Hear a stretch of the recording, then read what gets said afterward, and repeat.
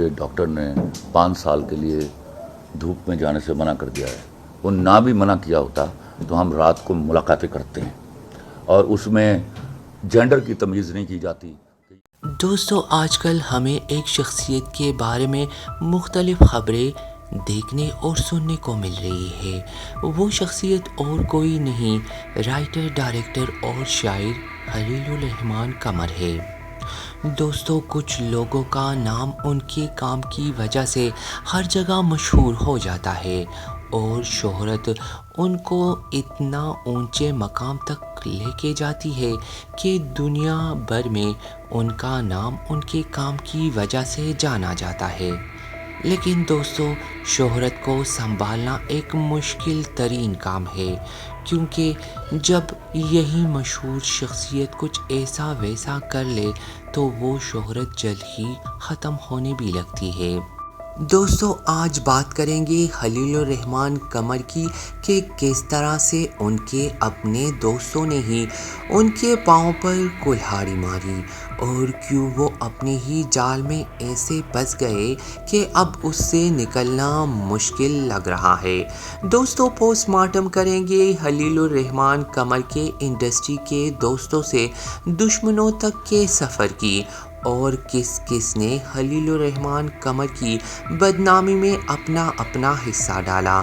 تو ویڈیو شروع کرنے سے پہلے اگر آپ میرے چینل پر نئے ہیں تو چینل کو جلدی سے سبسکرائب کریں، ساتھ ہی بیل کے آئیکن کو بھی پریس کریں تاکہ میری ہر نئی ویڈیو کی نوٹیفیکیشن آپ کو سب سے پہلے مل سکے. اور دوستو ویڈیو پسند آئے تو ویڈیو کو لائک کریں، شیئر کریں. دوستو خلیل الرحمن قمر ایک ملنگ اور دوستوں کے دوست انسان تھے. اگرچہ اب وہ ویسے نہیں رہے ہیں، لیکن انڈسٹری میں آنے سے پہلے وہ ہر ایک پر جلد ہی اعتبار کرتے تھے اور سمجھتے تھے کہ وہ کسی کے ساتھ اچھا کرے گا تو بدلے میں اس کے ساتھ بھی ویسے ہی ہوگا، اور اسی اصول کے تحت وہ اپنی زندگی گزار رہے تھے. دوستو 90s کے شروعاتی دور میں خلیل الرحمن قمر ایک رائٹر تو تھے، لیکن کوئی اس کے کام سے واقف نہیں تھا. وہ اپنی تحریروں کو مختلف میگزینز کو بھجوانے لگے تھے اور جلد ہی اس کے لکھی ہوئی کہانیوں کو پڑھنے والوں نے پسند کرنا بھی شروع کر دیا تھا. یہ وہ دور تھا جب لوگ میگزین اور ڈائجسٹ کو شوق سے پڑھتے تھے، لیکن کہانی لکھنے والے یا تو شوقیہ لکھتے تھے یا ان کو اپنی تحریروں کے نہ ہونے کے برابر پیسے ملتے تھے.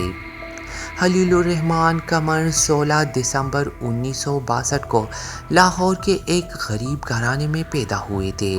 والد مزدوری کرتے تھے اور خلیل الرحمن قمر بچپن سے غصے کے کافی تیز تھے.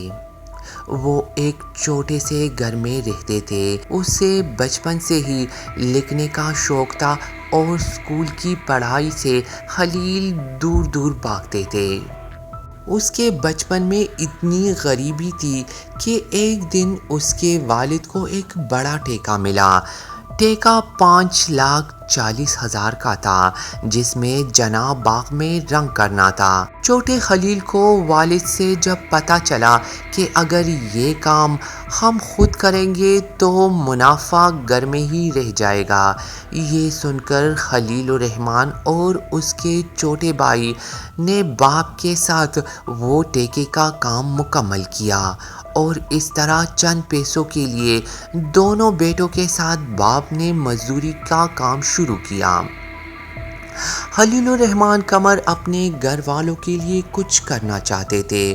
اس کے والد کہتے تھے کہ لکھنے سے اس کے اور اس کے گھر والوں کے حالات نہیں بدلیں گے، بلکہ محنت اور پڑھائی سے ہی خلیل آگے بڑھ سکتا ہے.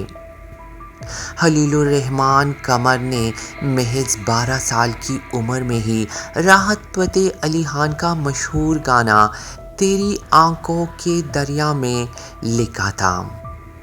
اپنی جوانی کے صرف 17ویں سال میں ہی اپنے خاندان میں ایک لڑکی سے عشق کی ناکامی خلیل کا دل توڑ چکی تھی. اسی لیے اس نے اپنے سارے تحریروں کو آگ لگا دی اور اپنے والد کے خواب کو پورا کرنے کے لیے اپنی تعلیم پر توجہ دینا شروع کی۔ اس نے ساری توجہ تعلیم پر دی اور اسی لیے جلد ہی وہ MBA میں ٹاپ کر گئے اور اسے جلد ہی بینک میں نوکری بھی مل گئی۔ نوکری ملتے ہی خلیل کے ماں باپ نے خلیل الرحمن کی شادی اس کے خاندان میں روبی نامی لڑکی سے طے کر دی اور 1989 میں خلیل الرحمن قمر کی شادی ہو گئی۔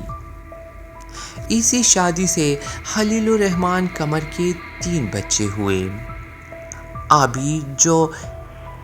آبی خان جو کہ ایک اداکار کے طور پر انڈسٹری میں کچھ کام کر چکے ہیں، نوشابہ خلیل اور ایک بیٹی جو 2.5 سال کی عمر میں ہی وفات پائی۔ اپنی بیٹی کے دکھ کو آج تک خلیل الرحمن قمر نہیں بھولے۔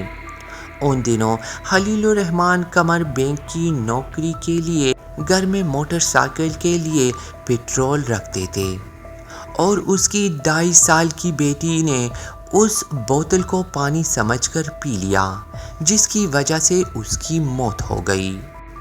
بینک کی نوکری میں خلیل الرحمن قمر ترقی کر رہے تھے، لیکن ایک دن بینک میں ہی اداکار اور ڈائریکٹر سلمان شاہد سے خلیل الرحمن قمر کی ملاقات ہوتی ہے، جو اس وقت اسکرپٹ کی تلاش میں تھے۔ جب اس نے خلیل الرحمن قمر کو دیکھا تو فوراً ہی اس کو ڈرامہ لکھنے کا کہہ دیا۔ خلیل الرحمن قمر اپنے لکھنے کی خواہش کو اس کے سامنے زیادہ دیر دبا نہ سکے اور ڈرامہ لکھنے کی خامی بھر دی۔ اسکرپٹ مکمل ہوا اور خلیل الرحمن قمر کا پہلا ڈرامہ PTV سے 1995 میں نشر ہوا۔ ڈرامہ کا نام تھا دستک اور دروازہ، جس میں خلیل الرحمن قمر نے بھی ایک چھوٹا سا کردار ادا کیا تھا۔ ڈرامے کی شوٹنگ کے دوران خلیل الرحمن قمر اور نعمان اعجاز کے درمیان دوستی ہو گئی اور دونوں ہی اکثر ملنے لگے۔ خلیل الرحمن قمر کسی بھی محفل میں جاتے تو محفل میں جان ڈال دیتے۔ اکثر خلیل الرحمن قمر محفل میں کسی کے بارے میں بھی بات کرتے تو لوگ اس کی باتوں سے مزہ لینے لگتے اور یہی سے خلیل الرحمن قمر کو لگنے لگا کہ لوگ جو اس کی باتوں کو اتنا سیریس لیتے ہیں وہ یقیناً اس کا ہنر ہی ہے جو ہر کسی کو قائل کر دیتی ہے کہ وہی سچ ہے جو وہ کہہ رہے ہیں۔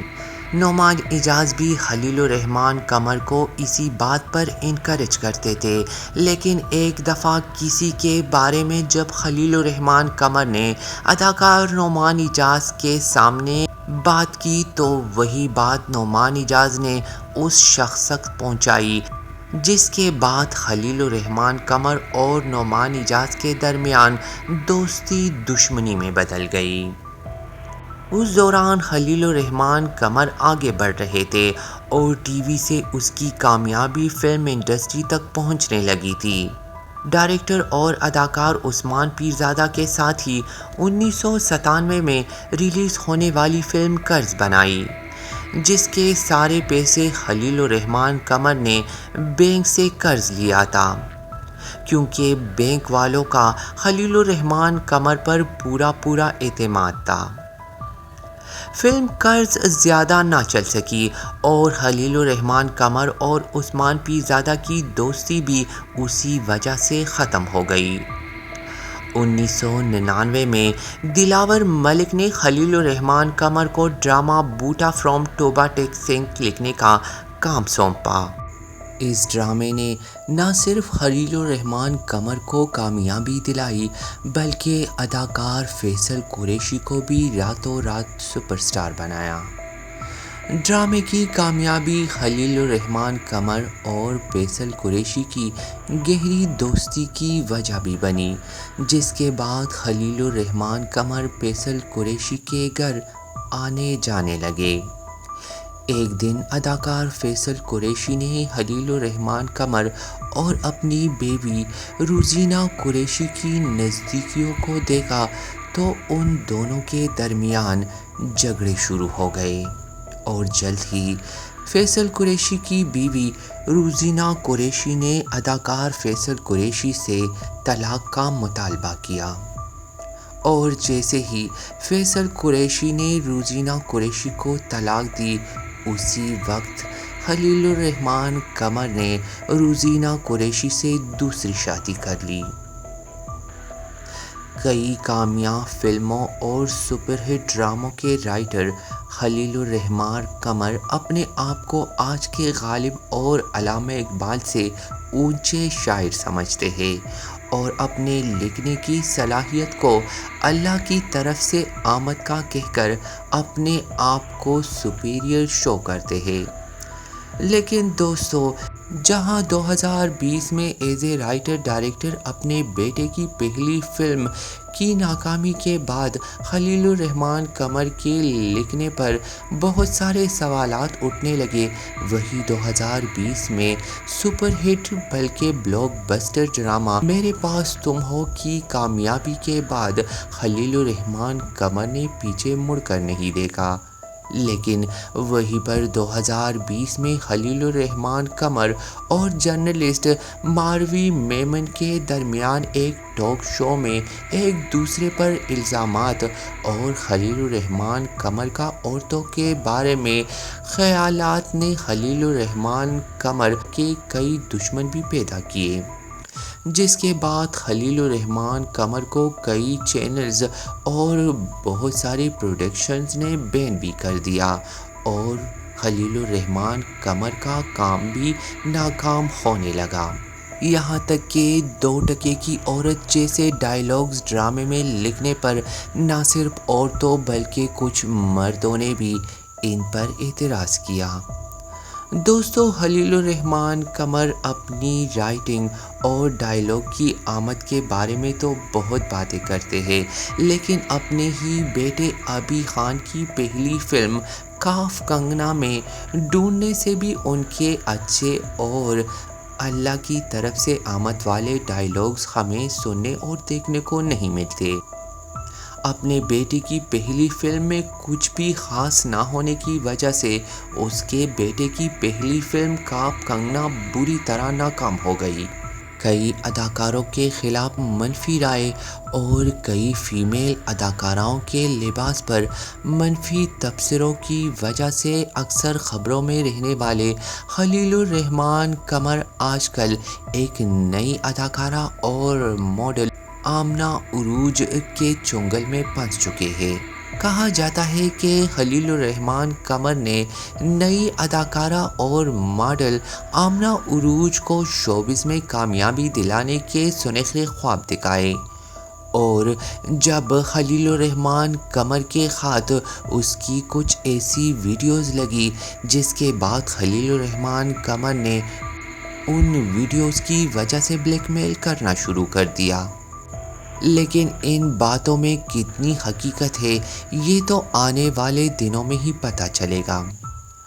دوستو، خلیل الرحمن قمر جہاں اپنی رائٹنگ سکل اور اپنے ڈائیلاگز کی وجہ سے پوری دنیا میں شہرت رکھتے ہیں، آج کل اپنی بدنامی کی وجہ سے ہر جگہ پر خبروں میں ان ہے۔